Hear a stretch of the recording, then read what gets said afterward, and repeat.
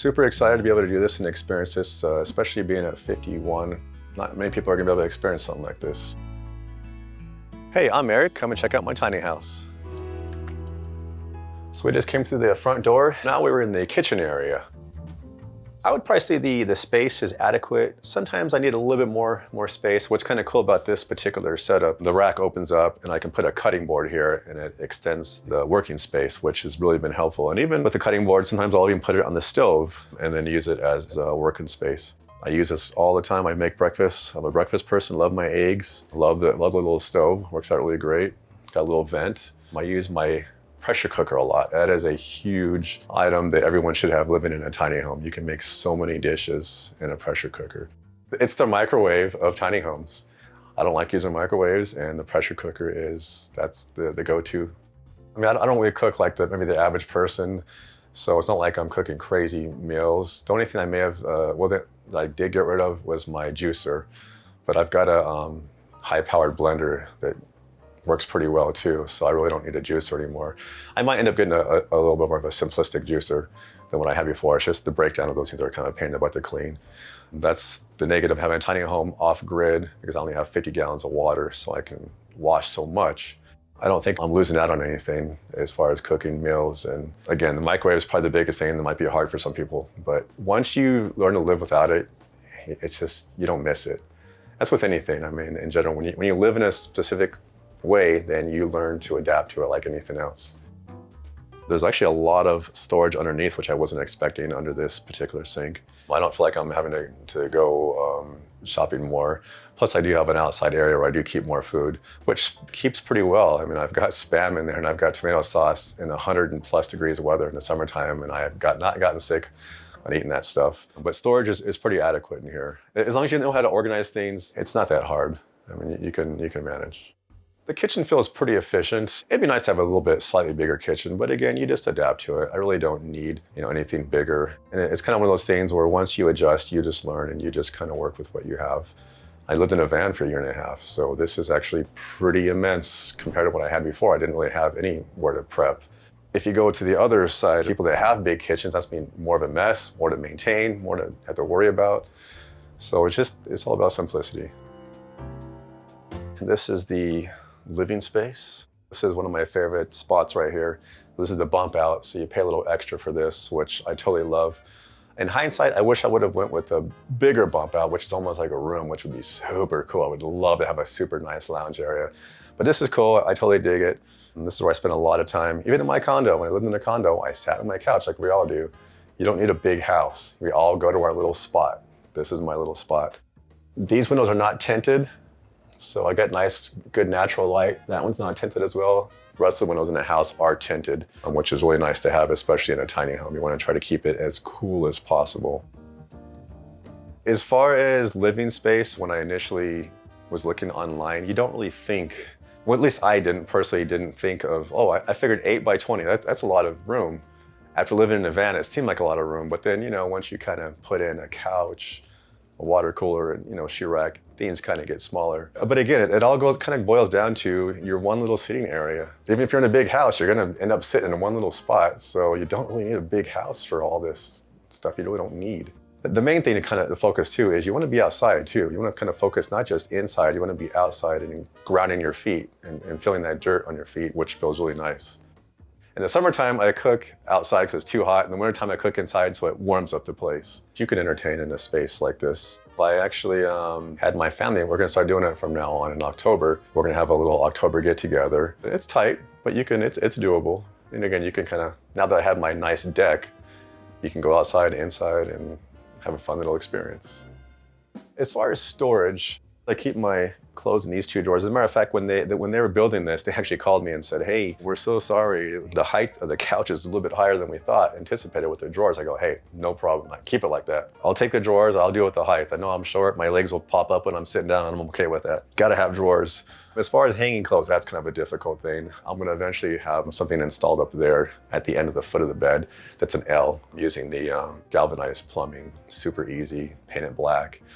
And whatever clothes is gonna go up there has to be nice looking and not just like whatever, because it's gonna be part of the tiny home, Got my shoes over here. Baby dog is over here, so she has her little spot. Coat rack. I love this cute little coat rack, all natural wood. Initially, when I had designed everything, you kind of fall in love with the idea of having a wood stove. I mean, it's just beautiful. You go online and go, oh man, a wood stove. But in reality, do you really want to get up early in the morning and get that fire going and get that stove going? Maybe on the weekend if you have time and you're not feeling too lazy. But you really want to have a mini split no matter what. And that was obviously the plan. I did have a mini split. They roughed it in. I wish I would have had them put it in initially, but I was just spending so much money on everything else.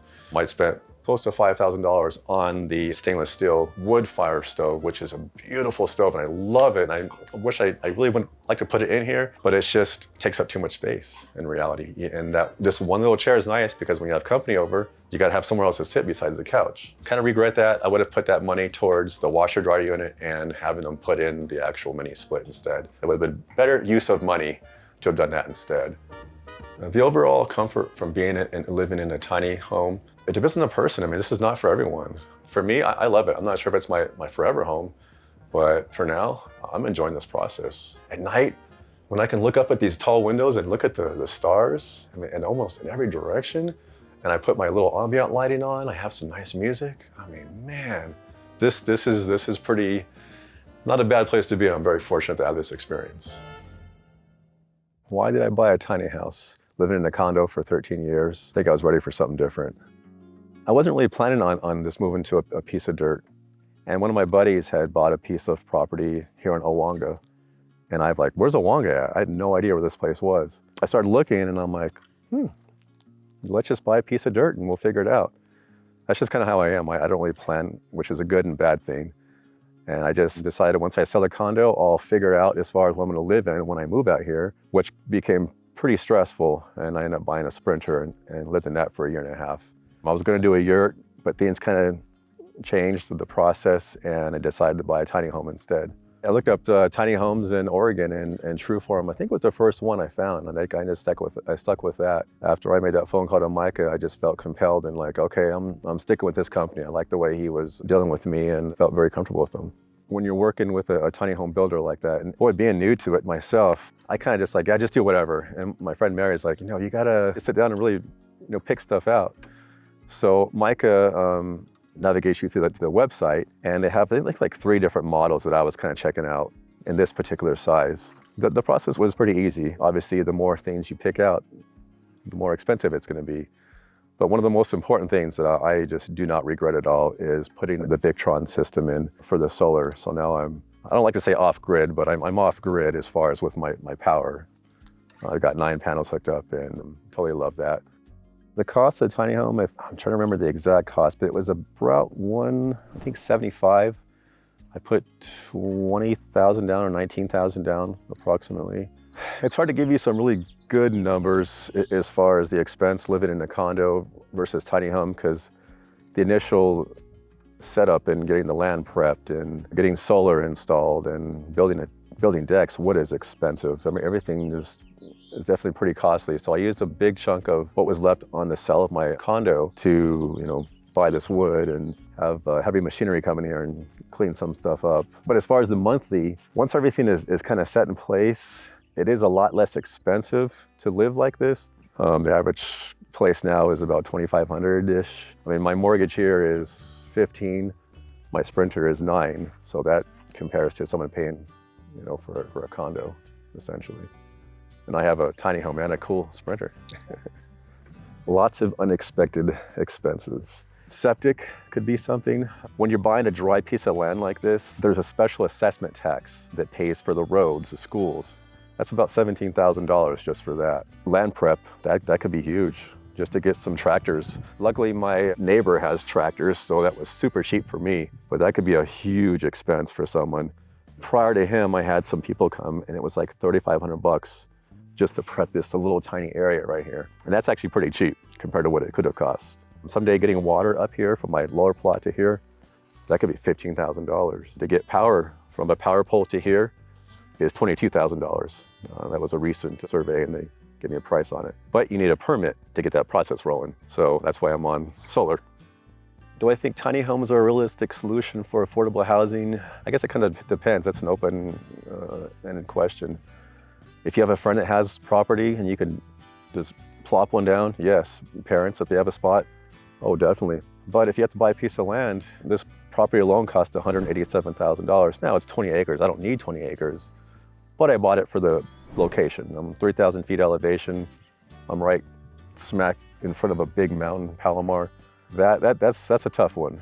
It's cheaper for the tiny home itself, but where are you going to put it at that point? There are a lot of parks in the area that will charge you about $800 to $1,200 a month on a monthly plot. So if you can swing that, or if you have cash to pay for a tiny home, then yeah, that would be a great way to go. If you're a couple, you can knock it out pretty fast, so yeah. So now we're in the back of the tiny house. We're in the 3-foot bathroom. When you're designing it, you do get the option of a 5-foot bathroom with this particular model. I decided to go with 3 foot. I didn't want to not have that extra 2 foot in the living space, where they have a living space in the bathroom area. It would be nice to have a 5-foot bathroom, but I'd rather have it in the living space. It makes a huge difference. One of my favorite things is the tiled shower. Even though it's small, I love it. Water's nice and hot. Got plenty of room in there compared to living in the van. I was really getting tired of that after a while.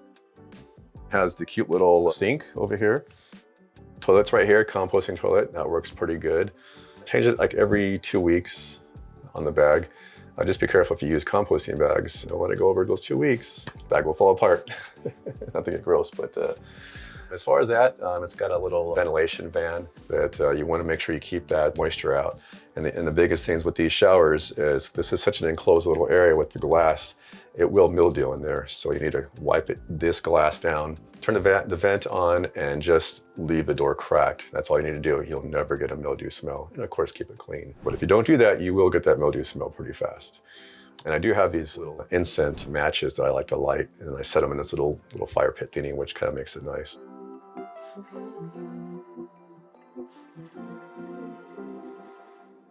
So we're in the loft in the bedroom. I chose to go with I think this is a 6 or 8 inch mattress. I did originally have a bigger one, and it was just a little bit too much. I'm about 5'9" on a good day. When you pop up, you don't want to hit your head on the ceiling. So if you're 6 foot tall, it might be a little tough for you. I totally love this little space. It is such a comfortable, neat little place to just kind of chill out. I have a little access roof here that pops open that at night in the summertime, it just releases all the hot air, which makes a tremendous difference in a tiny little space like this. The negative part is it also brings in a lot of hot air, so I usually keep a towel over here that covers the sun. Again, the windows are tinted here, but the wind flow, I mean, you can open this window, and this window on a summer day, and the wind just pushes through here. Luckily, being at this 3,000 feet elevation, I get really nice nights up here. I've got my little workstation here. I thought I would use it more, but I don't, because I have a hard time sitting Indian style for too long of a period. I'm just not as flexible, but I still like this. I don't regret having this specially built, the little table. I put my launder basket under there. It fits perfect in there. It's a nice little usable space. The negatives on living up in a loft like this, sleeping up here is, when you get out of bed, you have to go to the bathroom late at night. That's a little bit of a tough walk down those stairs. They're very narrow. I think about when I walk down those stairs because you don't want to fall off those things. You have any kind of issues with your back, it's a little tough sometimes, but it's just part of the deal. It would be kind of nice, if that bump out was the bedroom, but yeah, that's the way I'd have it set up. But again, as we get older, it's good to challenge yourself. So maybe this is actually better because we all say, oh, I don't want to walk on stairs. Well, maybe stairs is good for you because it helps that muscle memory of reacting on how to walk down a stair. And that kind of sounds ridiculous, but the more you challenge your body, maybe it is better for you, even though it doesn't seem like it is comfortable. You need to get out of your comfort zone. The overall feel, I can't say enough how much I love the escape hatch, I call it. That is by far one of my favorites, and even the windows, because when I go to bed at night, doesn't matter what direction I look out, I'm seeing stars. I get to see the sunrise. I mean, the sun is going down on one end, right? And then the moon's coming up. I've never experienced that in my life. Like, that's something you don't think about, but to experience the moon come up and the sun going down, and you can see it in real time, you can't see that in the city. So for me to experience this in these last couple of years was like, wait a minute, I've never experienced that before. That's kind of cool. So I'm very fortunate. So in closing, thank you for checking out my tiny crib. Super excited to be able to do this and experience this, especially being at 51. Not many people are gonna be able to experience something like this. So if it's something you're thinking about, I would truly say, look into it and do some research and get out of your comfort zone. Go to an Airbnb and rent one and try one for a weekend and see what it's like, and try to visualize if you can live in one of these and make it happen.